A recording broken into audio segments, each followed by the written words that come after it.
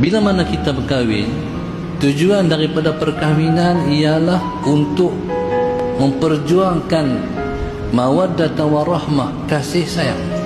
Bila mana kita kasih pada seseorang, Allahumma salli ala sayyidina Muhammad, kita akan usaha untuk tidak melakukan yang tidak disukainya.